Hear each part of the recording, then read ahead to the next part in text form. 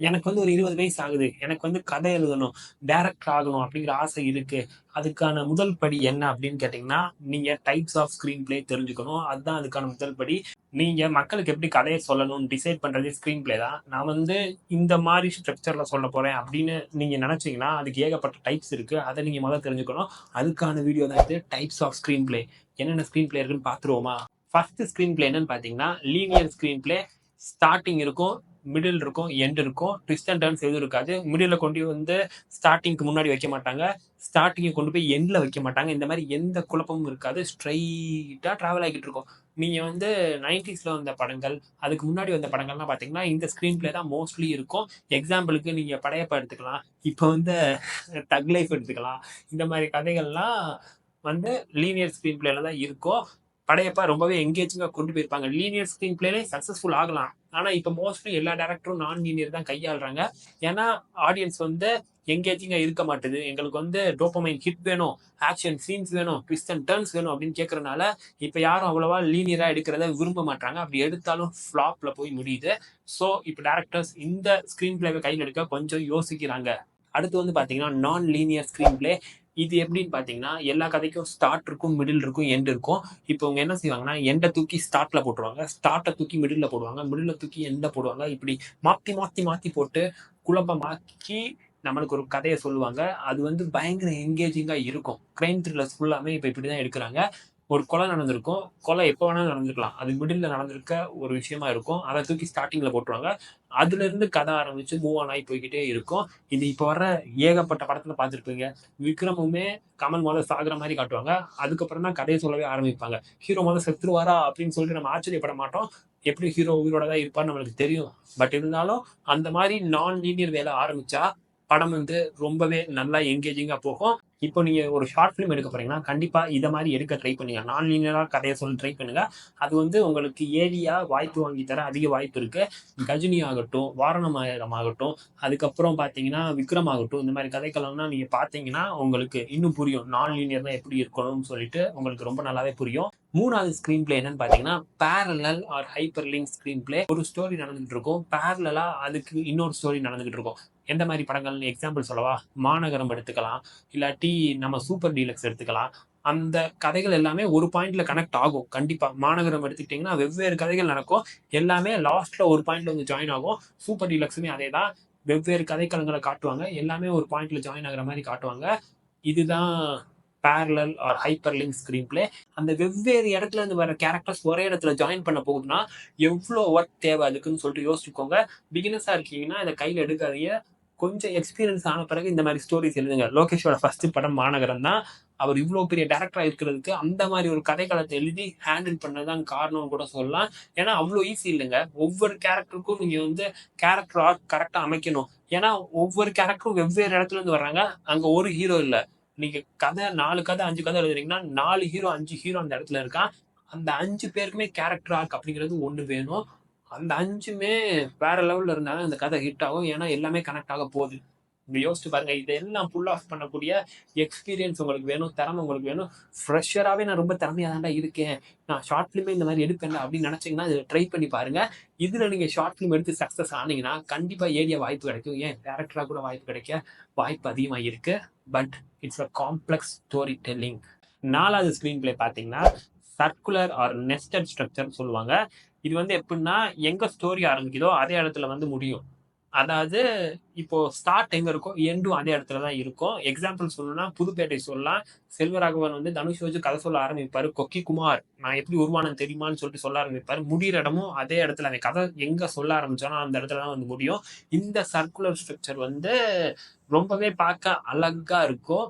ஆனா இதை ஹேண்டில் பண்றது கொஞ்சம் கஷ்டம். Parallel and hyper link screen play அளவுக்கு கஷ்டம் இல்லை. பட் ஸ்டில் கொஞ்சம் கிரிட்டிக்கலா இருக்கும். நீங்க டாடா படம் பார்த்துருப்பீங்களான்னு தெரியாது.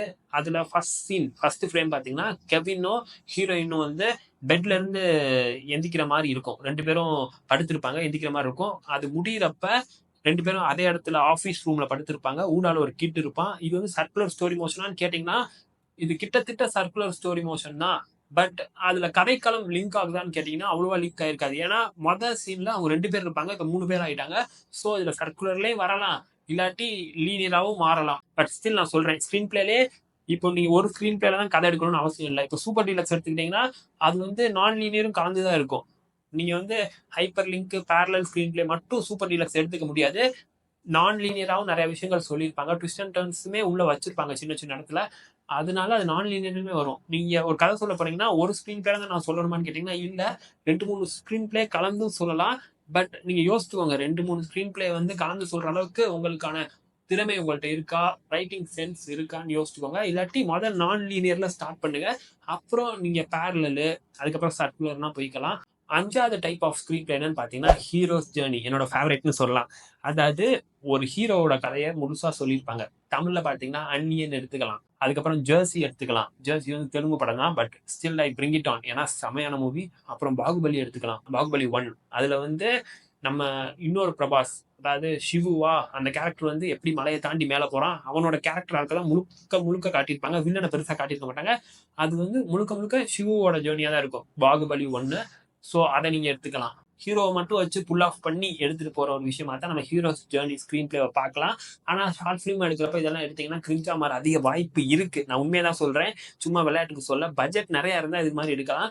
அடுத்த ஸ்கிரீன் பிளே என்னன்னு பாத்தீங்கன்னா ரிவர்ஸ் குரோனாலஜி. இது வந்து தமிழ் படம் இருக்கானே தெரியல. நானும் கூகுள்ல டைப் பண்ணி பார்த்தேன், சாட்ஜிபிடில கேட்டு பார்த்தேன். இந்த மாதிரி படமே தமிழ்ல வரலடா. கஜினின்னு ஒரு படம் வந்துச்சு ஏஆர் முருகதாஸ் எடுத்து. அது வந்து அவர் இன்ஸ்பயர் ஆகி எடுத்தாராம் ரிவர்ஸ் குரோனாலஜில இருந்து. கஜினி ஆக்சுவலா நான் லீனியர் படம், ஃபுல் அண்ட் ஃபுல் ரிவர்ஸா சொல்லவே முடியாது. கிறிஸ்டபர் நோலனோட படமான மெமெண்டோ வந்து இந்த ரிவர்ஸ் குரோனாலஜில தான் எழுதப்பட்டிருக்குங்க. எப்பா அவர் தான் அதை எழுதி எடுத்து காட்டியிருக்காரு. ஹாலிவுட்காரனால தான் முடியும். தமிழ்ல அப்படி படம் வந்தது இல்லை. உண்மையிலே நான் சொல்றேன். எப்படின்னா இப்போ வந்து ஸ்டார்ட் மிடில் எண்டுன்னு இருக்குன்னு சொன்னேன் ஒரு ஸ்கிரீன் பிளேல. எண்டை தூக்கி ஸ்டார்ட்ல போட்டுருவாங்க, ஸ்டார்ட்டை தூக்கி எண்ட்ல போட்டுருவாங்க. அப்படியே மொத்த கதையை ரிவர்ஸ்ல எடுக்கணும். புரியுதா உங்களுக்கு? இப்போ ஒரு வீடியோ ஷூட் பண்றோம்னா ரிவர்ஸ்னு கீழே இருக்கும். எடிட் ஆப்ஷன்ல பாத்தீங்கன்னா எடிட் பண்ணிருந்தீங்கன்னா உங்களுக்கு தெரியும். மொத்த வீடியோ ரிவர்ஸ் ஆகும்ல, அதே மாதிரி மொத்த படத்தை எடுத்துக்கணும். அதுவும் புரியுற மாதிரி எடுக்கணும். ஆனா நான் தமிழ்ல பார்த்த வரைக்கும் ஏஆர் முருகதாஸ் வந்து மெமெண்டோ பார்த்து இன்ஸ்பயர் ஆகி தான் கஜினி எடுத்தாரு. அதுவுமே ரொம்பவே நான் லீனியரா இருக்கும். கஜினி யோசிச்சு பாருங்களேன் எவ்வளவு நான் லீனியரா இருக்கும்னு சொல்லிட்டு. பட் அது ஆனா ரிவர்ஸ் ஸ்கிரீன் பிளேல வராது. அது கொண்டு வர முடியாதுங்க. ரொம்ப ரொம்ப ரொம்ப கஷ்டம். இதெல்லாம் ஷார்ட் ஃபிலிம் ட்ரை பண்ணவே முடியாத ஒரு விஷயம். இதெல்லாம் ட்ரை பண்ணி நீங்க எடுத்துட்டீங்கன்னா நீங்க டைரக்டர் ஆகிறதுக்கான 1000 பொருத்தமும் உங்கள்ட்ட இருக்குன்னு அர்த்தம். அடுத்து நம்ம பார்க்க போற ஸ்கிரீன் பிளே வந்து ரஷமோன் ஸ்ட்ரக்சர். என்னது ரசம் அப்படின்னு கேட்பீங்க. ஒன்றும் கிடையாது. மல்டிபிள் பெர்ஸ்பெக்டிவ்ல ஒரு ஸ்கிரீன் பிளே எழுதுறது. எக்ஸாம்பிளுக்கு விருமாண்டே விருமாண்டே தமிழ்ல ஃபர்ஸ்ட் வந்த மல்டிபிள் பெர்ஸ்பெக்டிவ் கதைன்னு சொல்லலாம். அதுக்கு முன்னாடி யாரும் இப்படி யோசிச்சிருக்கவே மாட்டாங்க. ஒருத்தர் பெர்ஸ்பெக்டிவ்ல கதையை சொல்றது இல்லை, ஏகப்பட்ட பேர் பெர்ஸ்பெக்டிவ்ல கதை சொல்றது. விருமாண்டி பார்த்துருந்தீங்கன்னா தெரியும். கமல் மட்டும் அவரோட பெர்ஸ்பெக்டிவ் சொல்லியிருக்க மாட்டாரு, வில்லனும் சொல்லியிருப்பாரு. ஸோ அந்த மாதிரி ஒரு கதைக்களத்தை கொண்டு வர்றது தமிழுக்கு ரொம்ப புதுசா இருந்துச்சு. அப்ப விருமாண்டி வர்றப்ப எல்லாரும் ஆச்சரியமா பார்த்தாங்க. கமல்லாம் கமல் தாண்டான்னு சொன்னாங்க. பட் இங்கிலீஷ்ல நிறைய பேர் இதை செஞ்சுட்டாங்க. ஆனா அதை எழுதி கொண்டு வர்றதுங்கிறது அவ்வளவு ஈஸி கிடையாது. ரொம்ப ரொம்ப ரொம்ப கஷ்டம். ஏன்னா 2 சைடு இருந்து நீங்க கதையை சொல்றீங்க. 2 பேருமே நல்லவே மாதிரி நீங்க சொல்லணும். இல்லாட்டி 2 பேருமே கதை சொல்றப்ப அவங்க என்ன யோசிப்பாங்கன்னு நீங்க யோசிக்கணும். இப்போ வில்லனா அவன் கதை சொல்றப்ப அவனோட வில்லன் சைடை நீங்க காட்டிடக்கூடாது. அவன் ஷூஸ்ல இருந்து நீங்க கதையை காட்டணும். இதெல்லாம் நீங்க பண்ணணும்னா எக்ஸ்பீரியன்ஸ் ரொம்ப வேணும். ஷார்ட் ஃபிலிமுக்கு இதை ட்ரை பண்ண முடியாது. வேற ஏதாவது ஒரு படம் சொல்றா மல்டிபிள் பெர்ஸ்பெக்டிவ்லன்னு கேட்டீங்கன்னா விக்ரம் வேதா சொல்லலாம். அத மாதிரி ஒரு கதைக்களத்தை மல்டிபிள் பெர்ஸ்பெக்டிவ்ல சொல்லி தான் அந்த படம் மிகப்பெரிய வரவேற்பை பெற்றுச்சு. உங்களுக்கு புரியுதா? அந்த மல்டிபிள் பெர்ஸ்பெக்டிவ் எவ்வளவு கஷ்டம். வேதாவையும் கெட்டவனா காட்ட முடியாது, மாதவனையும் கெட்டவனா காட்ட முடியாது. 2 பேரும் அவங்களோட கதையை சொல்லிட்டே வர்றாங்க. ப்ரெஷர் டெவலப் ஆகிட்டே வருது. விருமாண்டியில கூட கமல் தான் நல்லவர்னு சொல்லிட்டு ஒரு பாயிண்ட்ல நம்மளுக்கு ப்ரூவ் ஆயிரும்.